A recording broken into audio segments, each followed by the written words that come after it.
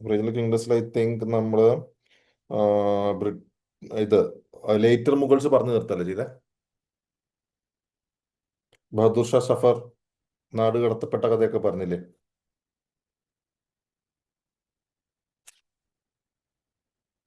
ഇല്ലേ? ഒന്നും മിണ്ടാത്തെ.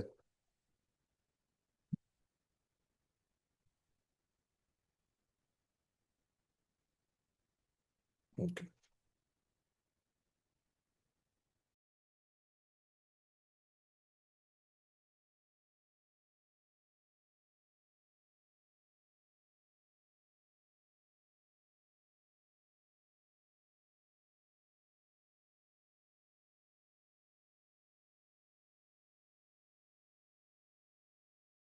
ഓക്കെ, അപ്പൊ നമുക്ക് നോക്കാം. അപ്പോൾ നമുക്ക് റീജിയണൽ കിങ്ഡംസ് ആണ് നോക്കേണ്ടത്. റീജിയണൽ കിങ്ഡംസിൽ നമ്മൾ ബംഗാളാണ് നോക്കുന്നത്. ആക്ച്വലി നമ്മൾ മുകൾ നോക്കി, ഇനി ബംഗാളിലാണ് നോക്കുന്നത്. സോ ബേസിക്കലി ബംഗാൾ എന്ന് പറയുന്നത് when I talk about the term Bengal, നിങ്ങളുടെ മനസ്സിലേക്ക് വരുന്നത് പ്രസന്റ് ഡേ വെസ്റ്റ് ബംഗാൾ ആയിരിക്കും. പക്ഷെ നിങ്ങൾ മനസ്സിലാക്കേണ്ടത് ബംഗാൾ എന്ന് പറഞ്ഞാൽ പ്രസന്റ് ഡേ വെസ്റ്റ് ബംഗാൾ അല്ല. അന്നത്തെ ബംഗാൾ എന്ന് പറഞ്ഞാൽ it includes the regions of present day Bangladesh, some part of Assam, some part of Odisha. അങ്ങനെ ലൈക്ക് ആ ഈസ്റ്റേൺ ഭാഗത്തുള്ള കുറേ സ്റ്റേറ്റ്സും ഇന്നത്തെ കറന്റ് സ്റ്റേറ്റ്സും ബംഗ്ലാദേശും ഉൾപ്പെടുന്ന അന്നത്തെ ബംഗാൾ. ആൻഡ് ദിസ് റീജിയൻ നിങ്ങൾക്കറിയാം, സുന്ദർബൻ ഡെൽറ്റ പോലെ ഡെൽറ്റൈക് റീജൻ ആയതുകൊണ്ട് തന്നെ റിച്ച് ഇൻ ന്യൂട്രിയൻ്റ് ആണ് അവിടുത്തെ സോയില്. അപ്പോൾ കുറെ റിസോഴ്സസ് ഉണ്ട്. So അതുകൊണ്ട് തന്നെ ബ്രിട്ടീഷുകാർക്ക് ഭയങ്കര സിഗ്നിഫിക്കൻ്റ് ആണ് റീജിയൻ എന്ന് പറയുന്നത്. സോ ബ്രിട്ടീഷുകാർക്ക് മാത്രമല്ല, ലൈക്ക് എല്ലാവർക്കും. സോ ബേസിക്കലി മുഗൾ സമയത്താണ്, അല്ലെങ്കിൽ മുഗളുടെ കൺട്രോളായിരുന്നു ബംഗാൾ റീജിയൻ ഉണ്ടായിരുന്നത്. പിന്നെ നമ്മൾ കുറെ മുഗൾ റൂളേഴ്സിനെ പഠിച്ചല്ലോ. അതിൽ നമ്മൾ പറഞ്ഞു ലേറ്റർ മുഗൾസിലെ പലരും വീക്ക് റൂളേഴ്സ് ആയിരുന്നു, കോമ്പീറ്റന്റ് ആയിരുന്നില്ല. അതായത് അവർക്ക് അവരുടെ ടെറിട്ടറി പ്രൊട്ടക്ട് ചെയ്യാൻ മാത്രം സ്ട്രെങ്ത് റൂളേഴ്സ് കുറവായിരുന്നു എന്നുള്ളത്. അപ്പോൾ ആ സമയത്ത് അങ്ങനെ ഒരു വീക്കർ റൂളറിന്റെ സമയത്ത് മുർഷിദ് കുലി ഖാൻ എന്ന് പറയുന്ന ഒരാളാണ് ബംഗാൾ കിങ്ഡം എസ്റ്റാബ്ലിഷ് ചെയ്യുന്നത്.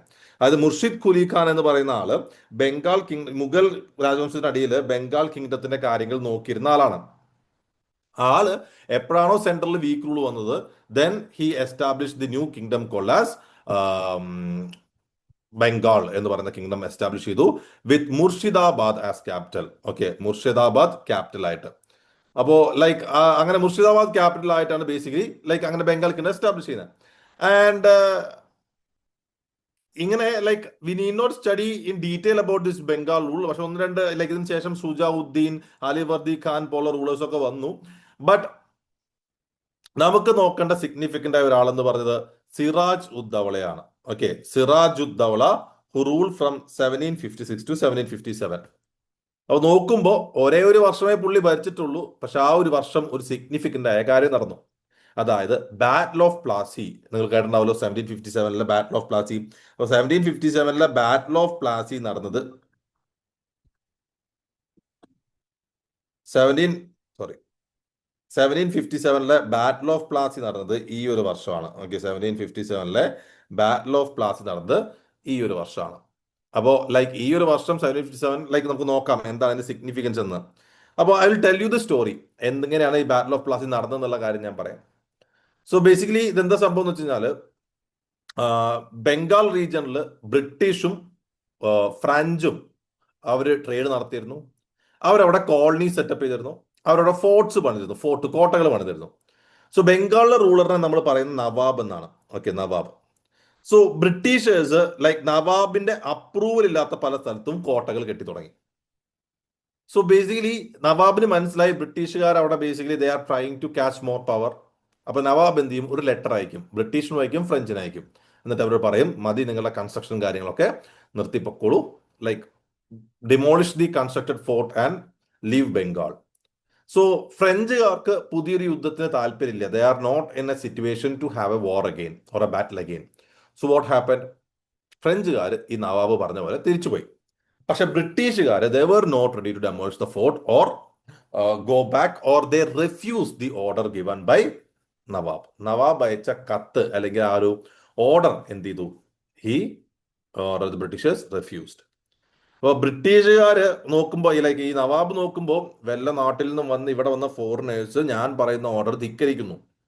നവാബിന്റെ ഈഗോ ഹേർട്ടായി, നവാബിന് ഇൻസൾട്ട് ആയ പോലെ തോന്നി.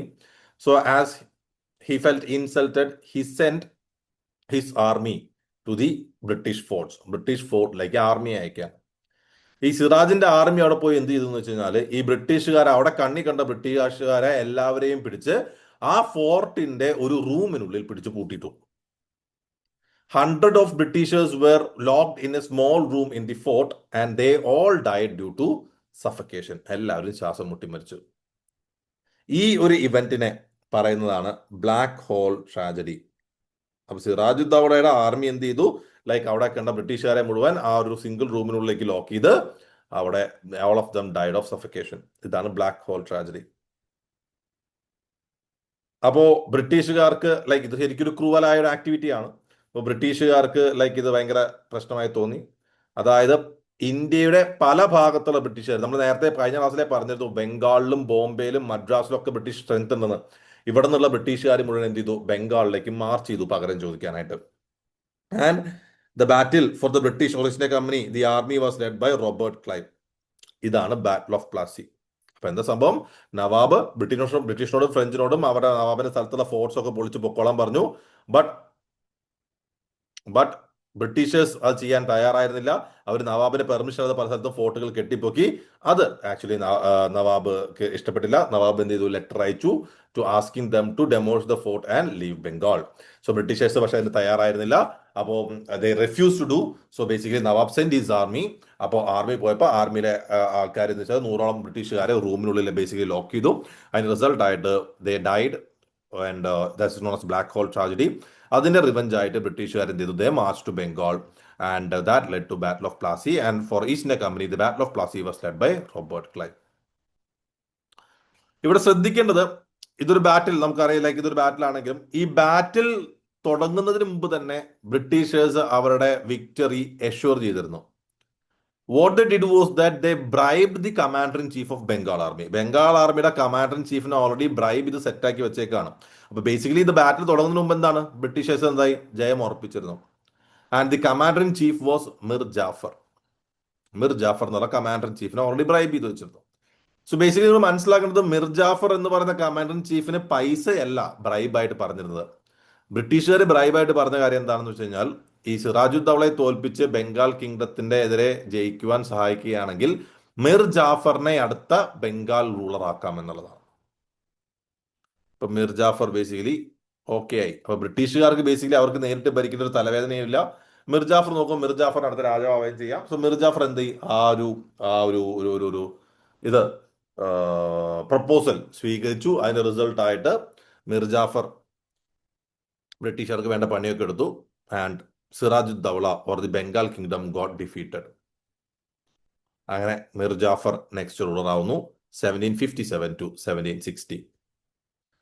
ഇതോടുകൂടി the drain of wealth started four Bengal. Drain of wealth എന്ന് പറഞ്ഞാൽ ഓൾറെഡി പറഞ്ഞു, ബ്രിട്ടനെ സംബന്ധിച്ചിടത്തോളം ബ്രിട്ടൻ ആവശ്യം റോ മെറ്റീരിയൽസും മാർക്കറ്റുമാണ്.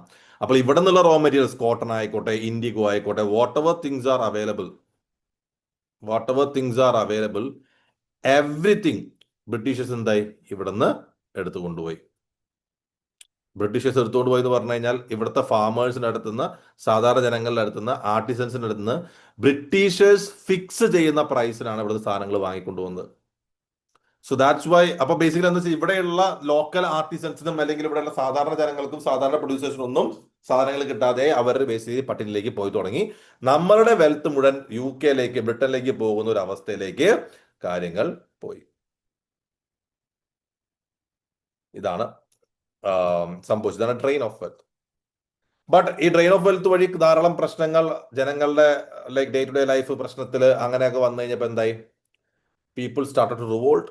അങ്ങനെ പീപ്പിൾ റിവോൾട്ട് ചെയ്തതിന്റെ റിസൾട്ട് ആയിട്ട് മിർ ജാഫറിനെ ഭരണത്തിൽ നിന്ന് മാറ്റി. Mir Jafar was removed from throne. അങ്ങനെ മിർ ജാഫറിനെ റിമൂവ് ചെയ്തിട്ട്, മിർ ജാഫറിന്റെ ചില ബുക്കിൽ പറയുന്നത് സൺ ഇൻ ലോ ആണെന്ന്, ചില ബുക്കിൽ പറയുന്നത് നെവ്യൂ ആണെന്ന്. Son in law or nephew Mir Qasim became the next ruler. ആ മിർ ഖാസിം നമ്മൾ നോക്കുകയാണെങ്കിൽ 1760 തൊട്ട് 64 വരെയാണ് ഭരിച്ചത്. ബ്രിട്ടീഷുകാർ തന്നെയാണ് മിർ ഖാസിമിനെ റൂളർ ആക്കുന്നത്. So Mir Qasim was also aligned with British. ആള് തുടക്കത്തിൽ വന്ന സമയത്ത് he gave 3 villages to British. ബ്രിട്ടീഷിന് 3 വില്ലേജ് അല്ല, 3 ഡിസ്ട്രിക്ട് കൊടുത്തു, മിഡ്നാപൂർ, ചിറ്റഗോങ്, ബുർദ്വാർ. അങ്ങനെ ബ്രിട്ടീഷുകാരുമായിട്ട് നല്ല റിലേഷൻ ആയിരുന്നു ഇനീഷ്യലി.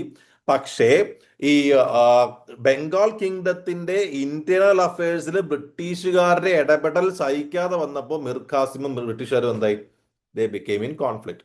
അതായത് ബ്രിട്ടീഷുകാർ ഇങ്ങനെ എല്ലാ കാര്യത്തിലും ഇടപെടുക, രാജാവിന് അഭിപ്രായം പറയാൻ പറ്റില്ല, ബ്രിട്ടീഷുകാരുടെ അഭിപ്രായം ഫുള്ള്. അപ്പൊ അങ്ങനെ വന്നു കഴിഞ്ഞപ്പോൾ there was a conflict between him and British, and that led to like and he abolished Dastak. Dastak എന്ന് പറഞ്ഞാൽ ഈസ്റ്റ് ഇന്ത്യ കമ്പനിക്ക് ഒരു ഫ്രീ ട്രേഡ് നടത്താൻ ഒരു റൈറ്റ് കൊടുത്തിട്ടുണ്ടായിരുന്നു, അത് അബോളിഷ് ചെയ്തു. ഇതോടുകൂടി എന്തായി? That led to the battle of Buxar. Battle of Buxar നമ്മൾ ഓൾറെഡി കഴിഞ്ഞ ക്ലാസ്സിൽ പറഞ്ഞിരുന്നതാണ്. 3 ഇന്ത്യൻ കിങ്ഡംസ്, മുഗൾസും ബംഗാളും അവധും ചേർന്ന് ഫൈറ്റ് ചെയ്യുന്നു എഗെയിൻസ്റ്റ് ബ്രിട്ടീഷ് എന്നുള്ള കാര്യം. അതിൽ ഇവർ തോറ്റു, ഇന്ത്യൻസ് തോറ്റു എന്നുള്ളതും, ബംഗാളിനെ ബ്രിട്ടീഷ് അനക്സ് ചെയ്തെന്നും മുഗളിനെയും അവധിനെയും ഡൽഹിയെയും അവധിനെ ബഫർ സ്റ്റേറ്റ് ആക്കി എന്നൊക്കെ നമ്മൾ പറഞ്ഞിരുന്നില്ലേ? ഇതാണ് സംഭവം. അപ്പോൾ 1764 ബാറ്റിൽ ഓഫ് ബക്സർ. അപ്പോൾ 1757 first battle, that is the battle of Plassey. 1764 battle of Buxar. ഇവിടെ നിന്നാണ് ബ്രിട്ടീഷുകാർ ഇന്ത്യയിൽ കുറച്ചുകൂടി അതോറിറ്റേറ്റീവ് ആയിട്ട് കാര്യങ്ങൾക്ക് തുടക്കം വെക്കുന്നത്. ഇത്രയും കാര്യങ്ങൾ മനസ്സിലായോ? ഡൗട്ട് ഉണ്ടോ? എനിവൺ? ഇല്ല. ഇല്ല sir. Okay okay okay okay fine. എന്താടാ സാറേ ദസ്തക്ക് എന്തുവാ? മിർജാഫറിന്റെ ഒരാള് സാറേ ദസ്തക്ക് ദസ്തക് എന്ന് പറഞ്ഞ ബേസിക്കലി നമ്മൾ ഫർമൻ എന്ന് കഴിഞ്ഞ ക്ലാസ്സിൽ പറഞ്ഞ പോലെ തന്നെയാണ്. അതായത് അവിടെ ചില ഭാഗങ്ങളിൽ ഇതില്ലാതെ, ടാക്സ് ഇല്ലാതെ ട്രേഡ് നടത്താനുള്ള റൈറ്റ് ബ്രിട്ടീഷുകാർക്ക് കൊടുത്തിട്ടുണ്ടായിരുന്നു, അത്രേ ഉള്ളൂ. സാർ ഈ മീർ ജാഫർ പപ്പറ്റിയർ ആയിട്ട് ആണോ അവിടെ ബ്രിട്ടീഷേഴ്സിനെ റൂൾ ചെയ്യാൻ?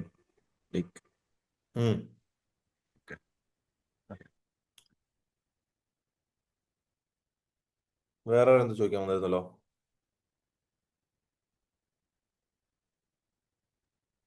സാർ ഈ ബാറ്റിൽ ഓഫ് പ്ലാസി പിന്നെ ബാറ്റിൽ ഓഫ് ബക്സറിന്റെ ഇയേഴ്സ് പഠിച്ചാൽ മതി, അല്ലാണ്ട് ഈ മിർജാഫറിന്റെ 1757 to 1760 അങ്ങനെയൊക്കെ.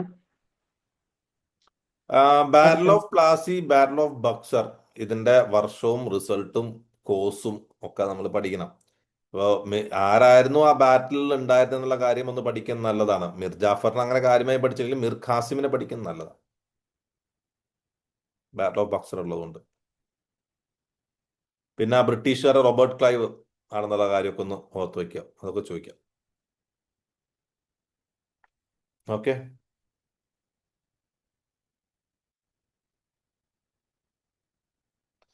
ഓക്കെ.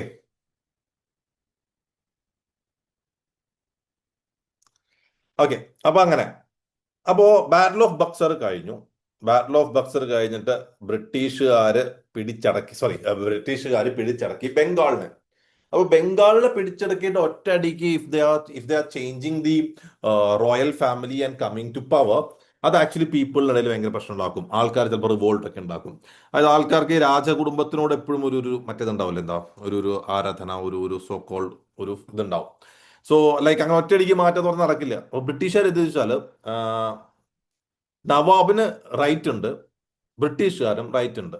അതായത് after battle of Buxar British annex the Bengal kingdom. നവാബിന് അവിടെ റോൾ ഉണ്ട്. അവിടെ Robert Clive he introduced dual government system.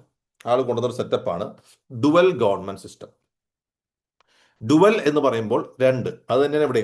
Dual government system എന്ന് പറഞ്ഞു കഴിഞ്ഞാൽ ഈസ്റ്റ് ഇന്ത്യ കമ്പനിക്ക് നിസാമത്ത് പവേഴ്സും, ഈസ്റ്റ് ഇന്ത്യ കമ്പനിക്ക് ദിവാനി റൈറ്റ്സും നമ്മുടെ നവാബിന് നിസാമത്ത് റൈറ്റ്സും.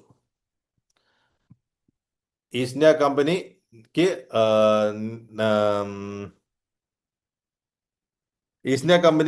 ദിവാനി റൈറ്റ്സും നമ്മുടെ നവാബിന് nizamat റൈറ്റ്സും.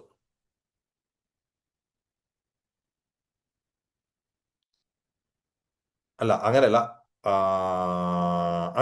East India Company basically they took the nizamat and diwani rights. അങ്ങനെയാണ് ഈസ്റ്റ് ഇന്ത്യ കമ്പനിക്ക് ദിവാനി റൈറ്റ്സും നിസാമത്ത് റൈറ്റ്സും ആർക്കാണ്? ഈസ്റ്റ് ഇന്ത്യ കമ്പനിക്കാണ്. അങ്ങനെയാണ്, ദിവാനി റൈറ്റ്സും നിസാമത്ത് റൈറ്റ്സും. അപ്പൊ ഞാൻ പറയാം എന്താണ് ഈ ദിവാനി റൈറ്റ്സും നിസാമത്ത് റൈറ്റ്സും എന്ന് സിമ്പിൾ ആയിട്ട് പറഞ്ഞുതരാം. അതായത് ദിവാനി റൈറ്റ്സ് എന്ന് പറഞ്ഞാൽ റവന്യൂ കളക്ട് ചെയ്യാനുള്ള റൈറ്റ്.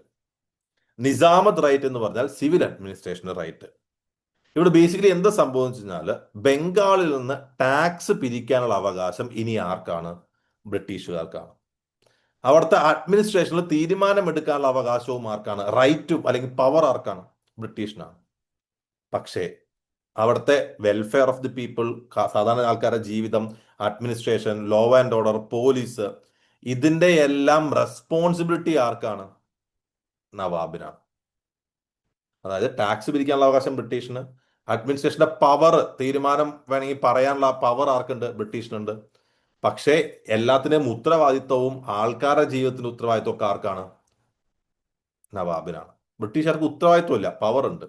നവാബിന് പവർ ഇല്ല, ഉത്തരവാദിത്വമുണ്ട്.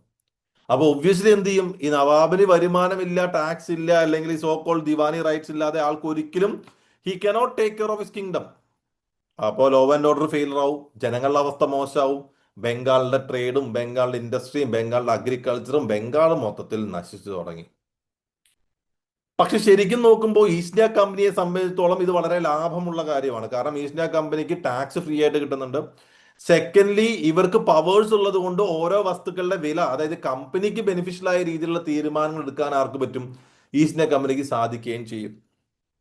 അപ്പൊ അതുകൊണ്ട് തന്നെ കമ്പനി വളരെ ലാഭത്തിൽ പോവേണ്ട ടൈം പീരീഡ് ആണ് ഈ ഒരു ടൈം പീരീഡ് എന്ന് പറഞ്ഞു കഴിഞ്ഞാൽ. പക്ഷെ അപ്പൊ നോക്കുമ്പോഴും കമ്പനി എന്താണ്? നഷ്ടത്തിലാണ് പോകുന്നത്. അതായത് ഈ ഡുവൽ ഗവൺമെന്റ് വന്നതോടെ കമ്പനി ഭയങ്കര ലാഭത്തിൽ പോകുന്നു പ്രതീക്ഷിച്ചു British, including British government. But what happen was that the company was turning bankrupt. Company completely കടത്തിലേക്ക് പോകുന്ന ഒരു അവസ്ഥ. കമ്പനി കംപ്ലീറ്റ്ലി കടത്തിലേക്ക് പോയിട്ട് company had to seek money from the British government for to its day to day functioning.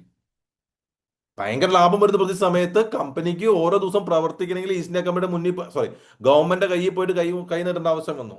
Government അടുത്ത് loan ചോദിക്കേണ്ടി വന്നു. അപ്പോൾ ഗവൺമെന്റിന് മനസ്സിലായി something is wrong in east India company. എന്താ സംഭവം? കമ്പനിയുടെ ഒഫീഷ്യൽസ് എല്ലാം ഹൈലി കറപ്റ്റഡ് ആണ്. ഈ വന്ന ഒഫീഷ്യൽസിനെല്ലാം ഇവിടെ വന്നിട്ട് ഇവിടെ പ്രൈവറ്റ് ബിസിനസ് ഉണ്ട് അവർക്ക്. ഇവർ ജനങ്ങളുടെ നിന്ന് പൈസ വാങ്ങി ജനങ്ങളെ കുത്തിപ്പിഴിഞ്ഞും ഇവർ ഈ പൈസ മുഴുവൻ ഇവരുടെ പോക്കറ്റിലേക്കാണ് പോകുന്നത്, കമ്പനിയിലേക്കല്ല. റോബർട്ട് ക്ലൈവ് ഒക്കെ ഇവിടെ വന്നുകൊണ്ട് കോടീശ്വരനായിട്ട് തിരിച്ചു പോയി എന്നാണ് പറയപ്പെടുന്നത്. അപ്പോൾ കമ്പനി ബേസിക്കലി അങ്ങനെ ഒരു പ്രശ്നത്തിൽ പോകുന്നു.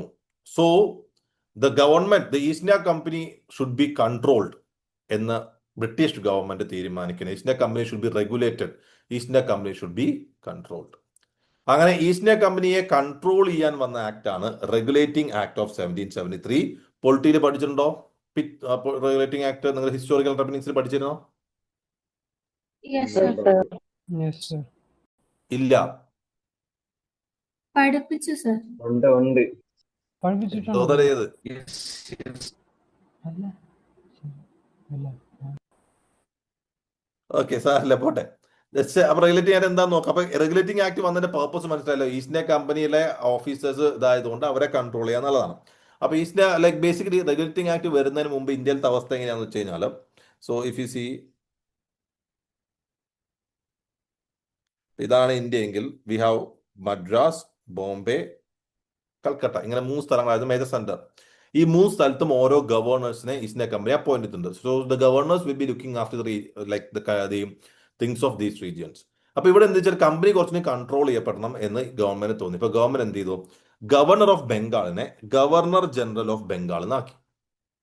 അതായത് ബാക്കിയുള്ള ഗവർണേഴ്സിനെ പോലെ ഇത് ഗവർണർ ജനറൽ ഓഫ് ബംഗാൾ. എന്നിട്ട് എന്ത് ചെയ്തു? ബാക്കിയുള്ള 2 പ്രസിഡൻസിയെ ഈ പറയുന്ന ഗവർണർ ജനറലിന്റെ അടിയിലേക്ക് തന്നെ കൊണ്ടുവന്നു. ഇവിടെ ഗവർണർ ഉണ്ട്, ഇവിടെയും ഗവർണർ ഉണ്ട്. പക്ഷെ ബംഗാളിൽ മാത്രം ഗവർണർ ജനറൽ ആണ്. And the governors of Bombay and Madras will be subordinate to governor general of Bengal. And the governor general of Bengal will be, എന്താ പറയാ, ഇന്ത്യയിൽ മൊത്തം നടക്കുന്ന ഈസ്റ്റ് ഇന്ത്യ കമ്പനിയുടെ കാര്യങ്ങൾക്കെല്ലാം റെസ്പോൺസിബിലിറ്റി ആർക്കായിരിക്കും? ഗവർണർ ജനറൽ ഓഫ് ബംഗാൾ ആയിരിക്കും. And the first governor general of Bengal was Warren Hastings. You might have studied. Warren Hastings ആണ് first governor of Bengal. And ആളെ സപ്പോർട്ട് ചെയ്യാനായിട്ട് ഒരു 4-member എക്സിക്യൂട്ടീവ് കൗൺസിൽ ഉണ്ട്. And as I told you, Bombay and Madras were made presidencies to the governor general of Bengal. പിന്നെ മറ്റൊരു പ്രശ്നം എന്ന് വെച്ചാൽ ബ്രിട്ടീഷുകാർ ഇവിടെ ഇന്ത്യയിൽ വന്ന് അവർ തെറ്റുകൾ ചെയ്യുകയാണെങ്കിൽ അവരെ ഇന്ത്യൻ കോടതിയിൽ ശിക്ഷിക്കാൻ പറ്റില്ല. ഇന്ത്യയിലെ ജനങ്ങളുടെ കോടതിയിൽ, അല്ലെങ്കിൽ ഇന്ത്യയിലെ മറ്റേ എന്തായിരുന്നു രാജാക്കന്മാരുടെ കോടതിയിലൊക്കെ എങ്ങനെ ശിക്ഷിക്കുന്നത്? അപ്പൊ ഈ ബ്രിട്ടീഷുകാർ അതിന് സബോർഡിനേറ്റ് ആവുന്ന പോലെ ആയില്ലേ. അപ്പോൾ അവരുടെ കാര്യങ്ങളൊക്കെ നോക്കാനും അവർക്ക് തെറ്റ് ചെയ്യാനും ശിക്ഷിക്കാനായിട്ട് ഇവിടെ ഒരു കോടതി വേണം ഇന്ത്യയിൽ. അപ്പൊ അതിനുവേണ്ടി അവർ എന്ത് കൊണ്ടുവന്നു? They established a supreme court at Fort William in Calcutta. ശ്രദ്ധിക്കണേ, സുപ്രീം കോർട്ട് നമ്മുടെ ഡൽഹിയിലാണ്, അവർ കൊണ്ടുവന്ന സുപ്രീം കോർട്ട് എവിടെയാണ്? കൽക്കട്ടയിലാണ്. ആ സുപ്രീം കോർട്ടിൽ ഒരു ചീഫ് ജസ്റ്റിസ് ഉണ്ട്, 3 മറ്റ് ജഡ്ജസ് ഉണ്ട്. We have 1 chief justice and 3 other judges. Chief ജസ്റ്റിസിന്റെ പേര് എലീജ ഇംപെ എന്നായിരുന്നു. First chief justice was Elijah ഇംപെ.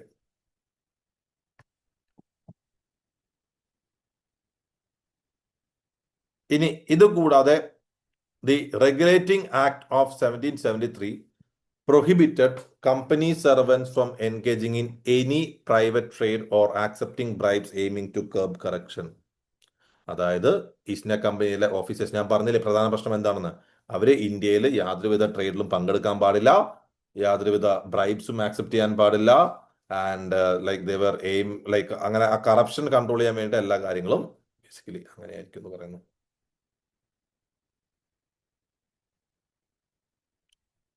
Okay, അപ്പൊ റെഗുലേറ്റിംഗ് ആക്ട് ഓഫ് 1773 പ്രകാരം ആസ് ഐ ടോൾഡ് യു കമ്പനിയുടെ ഓഫീഷ്യൽസിനെ കൺട്രോൾ ചെയ്യുക എന്ന ലക്ഷ്യം. അപ്പൊ അത് ശ്രമിച്ചു, കുറച്ചൊക്കെ സക്സസ്ഫുൾ ആയി, എന്നാലും പിന്നെയും company was still in issues. So then we have the another act called as the Pitt's India act of 1784. ഇതിൽ 2 കാര്യങ്ങളാണ് മേജർലി ഓർക്കേണ്ടത്. ഇവിടെ 4 മെമ്പേഴ്സ് ആക്കി കുറച്ചത്, അല്ല 4 മെമ്പേഴ്സ് ഉണ്ടായിരുന്നു വൈസ്രോയ് എന്ന് പറയുന്നത് ഗവർണർ ജനറൽ എക്സിക്യൂട്ടീവ് കൗൺസിൽ, അതിനെ 3 ആക്കി കുറച്ചു. Note important. ഇമ്പോർട്ടന്റ് ആയ പോയിന്റ് എന്താണെന്ന് വെച്ച് കഴിഞ്ഞാൽ, ഈസ്റ്റ് ഇന്ത്യ കമ്പനി എന്ന് പറയുന്നത് ആദ്യം ഇന്ത്യയിലേക്ക് വന്നത് ഒരു കൊമേഴ്ഷ്യൽ ബോഡി ആയിട്ടാണ്, ഒരു കച്ചവടം ചെയ്യുന്ന ബോഡി ആയിട്ടാണ്. ആ കമ്പനി ഇന്ന് വെറും കച്ചവടം ചെയ്യുന്ന ബോഡി മാത്രമല്ല, ഭരണം നടത്തുന്ന ഒരു ബോഡി കൂടിയാണ്. So there are administrative affairs within the company. Earlier there was only commercial functions for the company. അപ്പോൾ ലൈക്ക് മൊത്തത്തിൽ കോർട്ട് ഓഫ് ഡയറക്ടേഴ്സ് എന്ന് പറഞ്ഞ ഹെഡ് ഉണ്ടായിരുന്നു, അവരായിരുന്നു കാര്യങ്ങൾ നോക്കിയിരുന്നത്. അപ്പൊ ഇപ്പൊ അഡ്മിനിസ്ട്രേറ്റീവ് ഫംഗ്ഷൻസ് കൂടി വന്നതുകൊണ്ട് അഡ്മിനിസ്ട്രേറ്റീവ് അഫയേഴ്സ് നോക്കാനായിട്ട് അതിന്റെ മുകളിൽ ഒരു ബോഡി വന്നു, that is board of control, and court of directors will be looking after the commercial functions. കമ്പനിയുടെ കച്ചവടപരമായ കാര്യങ്ങൾ നോക്കുന്നത് കോർട്ട് ഓഫ് ഡയറക്ടേഴ്സ് ആയിരിക്കും, കമ്പനിയുടെ ഭരണപരമായ കാര്യങ്ങൾ നോക്കുന്നത് ബോർഡ് ഓഫ് കൺട്രോൾ ആയിരിക്കും. അപ്പോൾ like court of directors, commercial, C അങ്ങനെ ഓർത്ത് വയ്ക്കാം.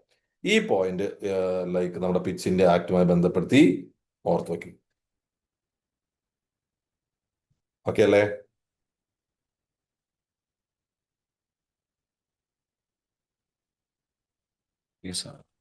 Okay, Yes, sir. Okay okay. ഞാന് ഒരു ഫയല് ഇപ്പൊ ഗ്രൂപ്പിലിടാം.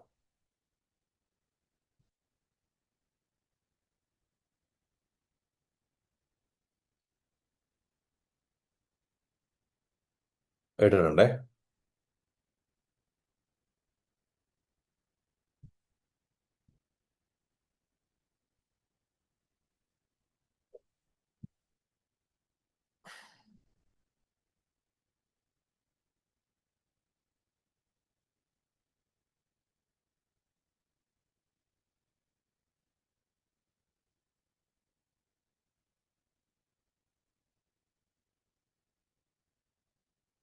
ഓക്കെ,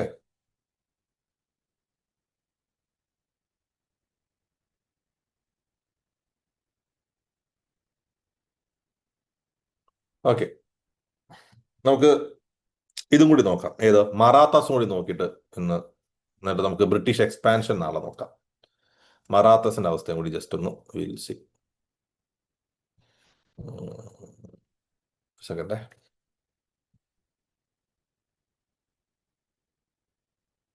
ഓക്കെ, അപ്പോൾ മറാത്താസിന്റെ അവസ്ഥ നമ്മൾ നോക്കുകയാണെങ്കിൽ, മറാത്താസ് എന്ന് പറഞ്ഞാൽ നിങ്ങൾക്ക് അറിയാലോ ബേസിക്കലി എവിടെയാണ്?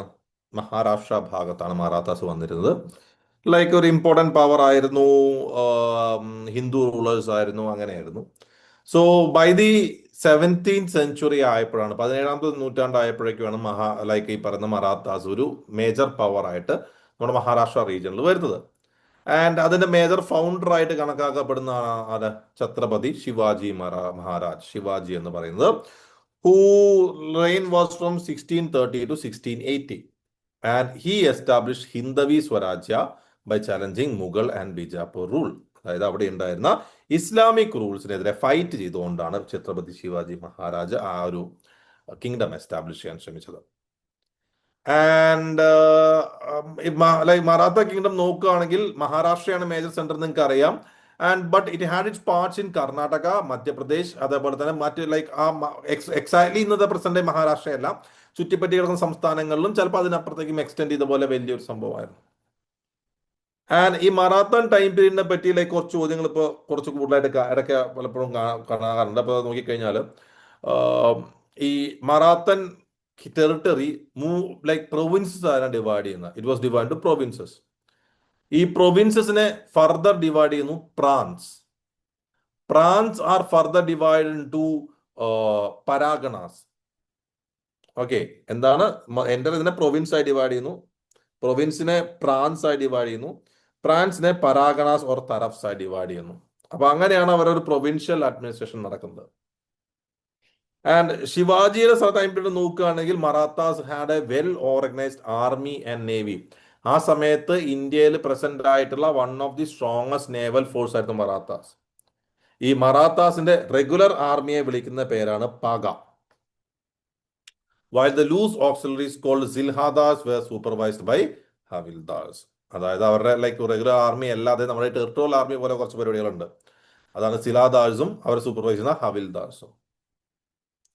And Marathas they paid salary in cash to the soldier. ഇതെന്തുകൊണ്ടാണ് ഈ സാലറി ഇൻ ക്യാഷ് എന്ന് പറയാൻ കാരണം എന്ന് വെച്ചാൽ പല ഇസ്ലാമിക് റൂളേഴ്സ് ഉണ്ടായിരുന്ന ഡൽഹി സുൽത്താന്റെ സമയത്തൊക്കെ പൈസയായിട്ടല്ല സോൾജേഴ്സിന് പലപ്പോഴും കൊടുക്കുക. ഇവര് ലൂട്ടിന് പോകുന്നത് മറ്റു രാജ്യങ്ങൾ അറ്റാക്ക് ചെയ്തിട്ട് ആ അറ്റാക്ക് ചെയ്യുന്ന സമയത്ത് അവിടുന്ന് കിട്ടുന്ന സ്വത്ത് എന്ത് ചെയ്യും, ഇവർ പങ്കെടുക്കുക ചെയ്യുക. വലിയ വലിയ ട്രഷർ കിട്ടുമല്ലോ, അത് പങ്കെടുക്കുകയാണ് ചെയ്യുക. പിന്നെ അല്ലെങ്കിൽ സോൾജേഴ്സിന് സ്ഥലം കൊടുക്കും, ലാൻഡ് കൊടുക്കുകയൊക്കെയാണ് ചെയ്യുക. അപ്പൊ അങ്ങനെ ലൈക്ക് സാലറി ക്യാഷിൽ കൊടുക്കുന്ന ഇവിടെയാണ്, ഒന്ന് ഓർത്ത് വെച്ചേക്കാം. ആൻഡ് നമ്മൾ ഇന്ന് രാവിലെ നമ്മുടെ ചന്ദ്രഗുപ്ത മൗര്യയുടെ ചന്ദ്രഗുപ്ത സെക്കൻഡില് ഇതില് നവരത്നാസ് പറഞ്ഞു. ഇവിടെ നമ്മുടെ ശിവാജിയുടെ had a council of ministers. ഈ കൗൺസിൽ ഓഫ് മിനിസ്റ്റേഴ്സ് 8 പേരാണ്. ആ 8 പേര് നമ്മൾ ചേർത്ത് പറയുന്ന പേരാണ് അഷ്ടപ്രധാൻ മണ്ഡൽ. ഇതും നവരത്നാസും തമ്മിൽ വ്യത്യാസം. നവരത്നാസ് എന്ന് പറഞ്ഞാൽ 9 സ്കോളേഴ്സ് ആണ്. ഇത് 8 മന്ത്രിമാരാണ്, മറാത്താസിലെ 8 മന്ത്രിമാർ. ഞാൻ അവരുടെ പേരും അവരെ ഏത് പോർട്ട്ഫോളിയോ ആണ് നോക്കി എന്നുള്ള കാര്യം പറഞ്ഞിട്ടുണ്ട്. അതിൽ ഏറ്റവും സിഗ്നിഫിക്കൻ്റ് ആണ് പേഷ്വ എന്ന് പറയുന്നത്. Peshwa was the Mukhya Pradhan or the financial general administrator, prime minister ആണ് the Peshwa. Then we have Senapati or Sar i Naubat. Senapati പേര് തന്നെ കിട്ടുന്നുണ്ടാവും, military commander. Then we have Majumdar, Amatya, accountant general, accounts നോക്കുന്ന ആള്. ദെൻ വഖേനാവിസ് ഓർ മന്ത്രി, ഇന്റലിജൻസും പോസ്റ്റും അങ്ങനത്തെ കാര്യങ്ങൾ നോക്കുന്ന ഒരാൾ. സച്ചീവ്, കറസ്പോണ്ടൻസ്, ലെറ്റേഴ്സ് അങ്ങനെയുള്ള കാര്യങ്ങൾ, കറസ്പോണ്ടൻസ്. ദാബിർ, ഫോറിൻ മിനിസ്റ്റർ ആണ്. ന്യായാധീഷ്, പേര് പറഞ്ഞ പോലെ ജസ്റ്റിസ്, നിയമം അങ്ങനത്തെ കാര്യങ്ങൾ നോക്കുന്ന. And Pandit Rao is the highest priest who look after the religious matters. Just go through that, വേണമെങ്കിൽ ചോദിക്കാവുന്നേ ഉള്ളൂ. ആൻഡ് ഇവിടെ റവന്യൂ സിസ്റ്റം നോക്കുകയാണെങ്കിൽ land was measured using a measuring called kathi. Kathi എന്ന് പറഞ്ഞ മെഷറിംഗ് റോഡ്, അളവുകോൽ വെച്ചിട്ടാണ് ലാൻഡ് മെഷർ ചെയ്യുക. And they discourage revenue farming. ഇവിടെ 2-3 ടൈപ്പ് ഓഫ് ടാക്സ് ഉണ്ട്. ഇത് സ്ഥിരമായി ചോദിക്കുന്ന ഒന്നാണ് ചൗത്തും സർദേശ് മുഖിയും. ചൗത്ത് സർദേശ് മുഖി എന്ന് പറഞ്ഞാൽ മറാത്തസിന് 2 ഇമ്പോർട്ടൻറ്റ് ടാക്സ് ആണ്. അതായത് ചൗത്ത് എന്ന് പറഞ്ഞു കഴിഞ്ഞാൽ മറാത്തൻ എംപയറിന് ചുറ്റുമുള്ള സ്ഥലങ്ങളിൽ അവരുടെ റവന്യൂവിന്റെ 1/4 മറാത്താസിന് കൊടുക്കണം. എന്തിന്? മറാത്താസ് വന്ന് ആക്രമിക്കാതിരിക്കാൻ. സർദേശ് മുഖി എന്ന് പറഞ്ഞു കഴിഞ്ഞാൽ പണ്ട് കാലത്ത് മറാത്താസിന്റെ കയ്യിലായിരുന്ന സ്ഥലങ്ങൾ, അവിടെ കിട്ടുന്ന ലാൻഡ് റവന്യൂന്റെ 1/10 എന്ത് ചെയ്യണം? മറാത്താസിന് കൊടുക്കണം, മറാത്താസ് വന്ന് ഇതാവാതിരിക്കാൻ. ഈ റവന്യൂ കാര്യങ്ങളൊക്കെ നോക്കിയിരുന്ന ഓഫീസറെ വിളിക്കുന്ന പേരാണ് കാർക്കൂൺസ്. ഇവരെ പ്രേംസിന്റെ അത്ര ഫെമിലിയർ ആയിരിക്കില്ല, എന്നാലും ഞാൻ ഈ പറഞ്ഞിരിക്കുന്ന പേരുകൾ അങ്ങനെ നോക്കി വെക്കുക. ചൗത്ത്, സർദേശ് മുഖി, കാർക്കൂൺ.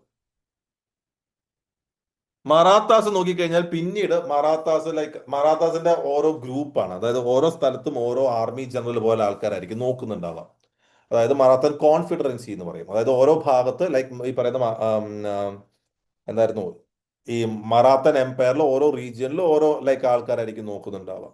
ഇപ്പൊ for example in Gwalior Scindia എന്ന് പറയുന്ന ഗ്രൂപ്പാണ്. ഇൻ ഇൻഡോർ ഹോൾക്കർ എന്ന് പറയുന്ന ഗ്രൂപ്പാണ്. ഇൻ ധാർ റീജിയൻ പവർ എന്ന് പറയുന്നത്, പവാർ, ശരത് പവാർ എന്ന് കേട്ടില്ലേ, റീജിയനാണ്. In Baroda we have Gaekwad, Ruturaj Gaekwad, cricketer. Nagpur Bhosle which became Bhonsle, നമ്മുടെ ആശാ ഭോൺസ്ലെ. ആൻഡ് പൂന പേഷ്വ. ഇതെല്ലാം മറാത്താസിലെ ലൈക്ക് ഓരോ മിലിറ്ററി ഗ്രൂപ്പ്സ് ആണ്. ഇവരാണ് ഓരോ ഭാഗങ്ങൾ ഭരണത്തിന്റെ കാര്യങ്ങൾ നോക്കിയിരുന്നത്.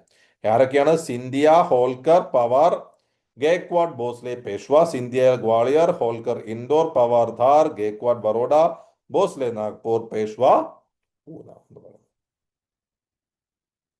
ഇങ്ങനെയാണ് അവരുടെ എസ്റ്റാബ്ലിഷ്മെന്റ്. സർ ആ അയ്യോ എന്ത് പറഞ്ഞു, ചൗത്തും അതിന്റെ ഡിഫറൻസ് എന്താണെന്നൊന്ന് പറഞ്ഞുതരുമോ ഒന്നുകൂടെ? ചൗത്തും സർദേശ് മുഖിയും തമ്മിലുള്ള ഡിഫറൻസാ? ആ അതെ. ഓക്കെ, ഇത് രണ്ടും ബേസിക്കലി മനസ്സിലാക്കേണ്ടത് രണ്ടും ടാക്സ് ആണ്. രണ്ടും ടാക്സ് എന്ന് പറഞ്ഞു കഴിഞ്ഞാൽ, ഒന്ന് ചുറ്റുമുള്ള ഭാഗത്ത് മറാത്താസ് അറ്റാക്ക് ചെയ്യാതിരിക്കുവാൻ വേണ്ടി മറാത്താസിന് കൊടുക്കുന്ന ടാക്സ് ആണ് ചൗത്ത് എന്ന് പറയുന്നത്, 1/4. സർദേശ് മുഖി എന്ന് പറയുമ്പോൾ മറാത്താസിന് ഹെറിഡിറ്ററി റൈറ്റ്സ് ഉള്ള, അവരെ കാർന്നോന്മാരുടെ ആയിരുന്ന ഭൂമി എന്നൊക്കെ രീതിയിൽ പറയുന്ന ഭൂമിയിൽ ആ ഭൂമിയുള്ള സ്ഥലത്ത് അവർക്ക് കുറച്ച് പൈസ ടാക്സ് ആയി കൊടുക്കുന്നതാണ് എന്ത്, ഈ സർദേശ് മുഖി എന്ന് പറയുന്നത്. അതാണ് ബേസിക്കലി ഇവർ രണ്ടും തമ്മിലുള്ള വ്യത്യാസം. സൗത്ത് എന്നവരെന്താ ആ ലാൻഡ് എന്തോ അവര് അക്വയർ ചെയ്യാത്ത, ലൈക്ക് സൗത്ത് മേടിക്കുന്നതിന് പകരം? അവർക്ക് എക്സ്പാൻഡ് ചെയ്യാൻ താല്പര്യം ഉണ്ടാവില്ല, 1/4 വാങ്ങിയാൽ മതിയോ? ഓക്കെ.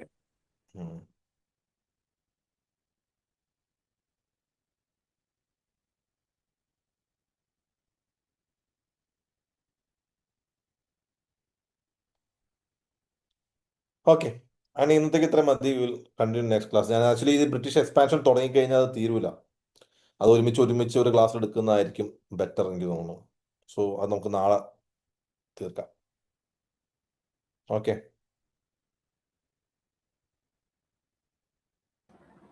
സർ എനിക്കൊരു ചെറിയ ഡൗട്ട് ഉണ്ടായിരുന്നു. ചോദിക്കണോ? നമ്മുടെ each minister was directly responsible to Shivaji. ഈ മിനിസ്റ്റേഴ്സിന്റെ താഴെ ഇനിയും സബോർഡിനേറ്റ്സ് ഒക്കെ ഉണ്ടായിരുന്നു, ലൈക്ക് ന്യായാധീശിന്, ആ ജസ്റ്റിസിന്റെ did they have extra yes, of course, of course. ഉണ്ടായിരുന്നോ? ആ, സബോർഡിനേറ്റ്സ് ഉണ്ടാവുമല്ലോ. ഒരു ലൈക്ക് ഒരു സിസ്റ്റം പോലെയല്ലേ വർക്ക് ചെയ്യുക, അല്ലെങ്കിൽ ഭയങ്കര ബുദ്ധിമുട്ടല്ലേ സക്സസ്ഫുൾ ആയി കൊണ്ടുപോകാൻ. Okay sir. ഓക്കെ,